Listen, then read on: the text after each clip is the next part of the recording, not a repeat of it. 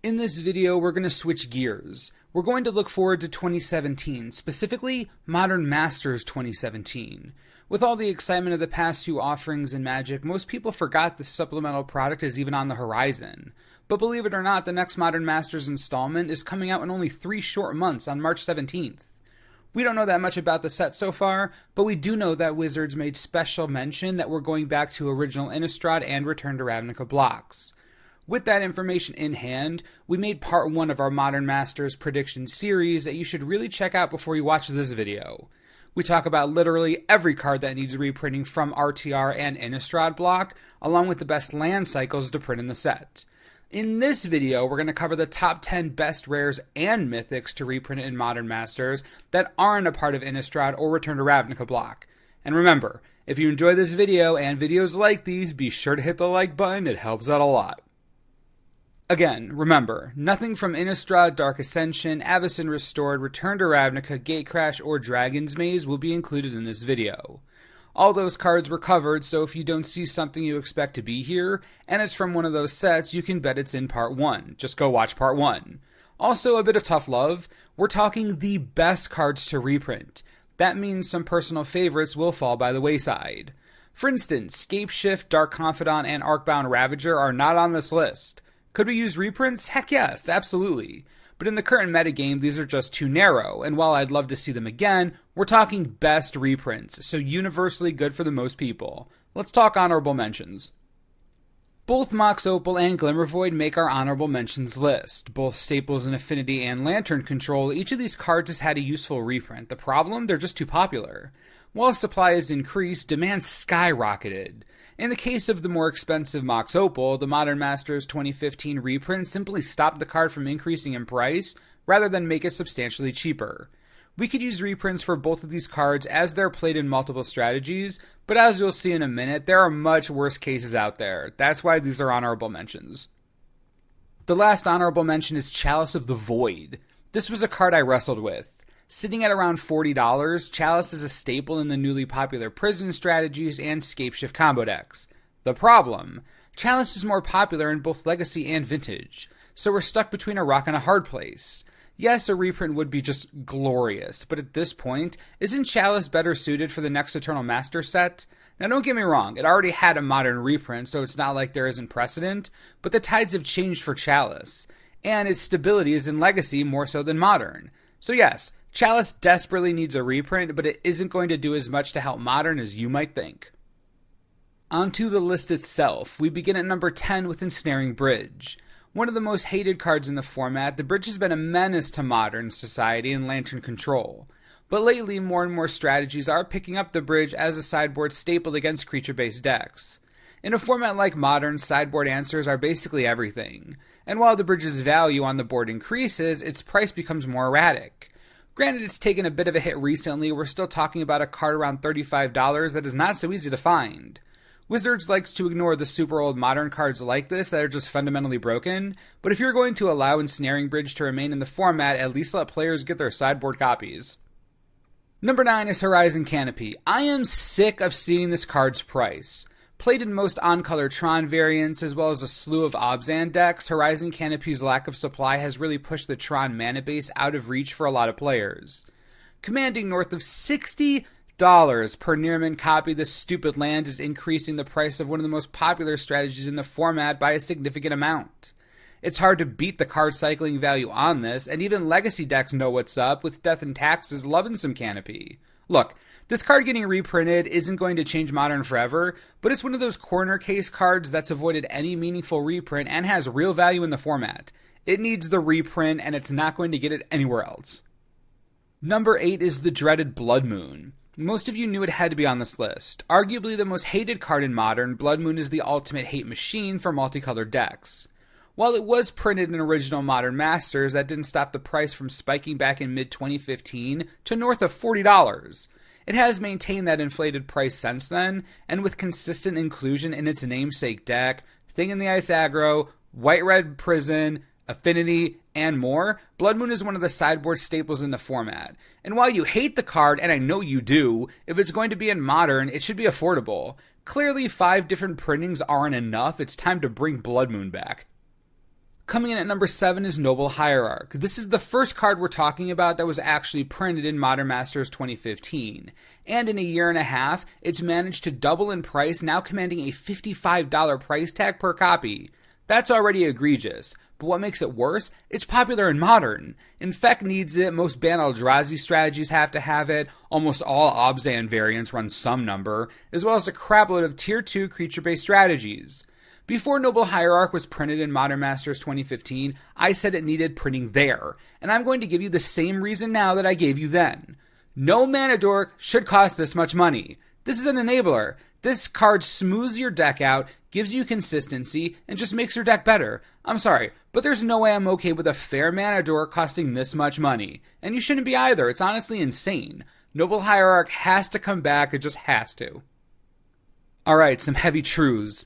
Number 6 is Tarmogoyf. I know. It's been printed in the original Modern Masters and Modern Masters 2015, but I don't care. I don't care one bit. We've gotten so used to seeing Tarmogoyf in the triple digits, we just write it off as something normal. I am sick of that. No single card should cost this much in Modern. I refuse to acknowledge that as being okay. I hate it. I think it's ridiculous. Tarmogoyf needs to keep being reprinted because costing $110 a copy and $60 a copy is a world of difference for a lot of players. Maybe not for some, but definitely for those who are really trying to build a deck that needs Tarmogoyf. And the worst part? People ask all the time for budget alternatives to Tarmogoyf, and the problem is they just don't exist. Nothing does what Tarmogoyf does for the same cost. That's why it's $110. Some cards try, but you have to acknowledge that they just aren't effective. I'm sick of seeing this card so expensive. If the goal of Modern is to get more players into it, you can't have $100 staples. With Tarmo seeing consistent play in Jund, Obzan variants, and Death Shadow Zoo, it's really come to a head. You gotta bring it back again, please. Entering our top 5 is Goblin Guide. I'm beginning to lose my patience here, as I'm sure many of you are as well. Goblin Guide is one of the quintessential red creatures in the Modern format. Consistently a staple in Burn across various formats, the guide was printed way back in original Zendikar, and then as a Grand Prix promo, and then never again. I don't understand how we've gone this long without Goblin Guide. 2 Modern Master sets have passed, multiple Conspiracies, Eternal Masters. There have been opportunities to print the guide, but they just haven't. And while yes, I did say I was going to avoid cards that were too narrow, Burn is one of the popular introductory archetypes to Modern.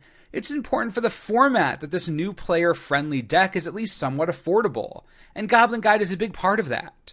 For the future and health of Modern, there should be a premium on keeping the introductory archetypes low in cost, clearly overdue for a reprint here. Coming in at number 4 is Inkmoth Nexus, a staple in 2 of the most popular strategies in the format, Infect and Affinity. I'm surprised the Nexus isn't worth double what it's worth. And while it has just recently been printed as a promo, its only real printing is still in Mirrodin Besieged. A small set from years ago, spiking to $45 a piece earlier this year, the Nexus has settled to around $25, but this is just another barrier to entry for 2 of the most popular decks in the format.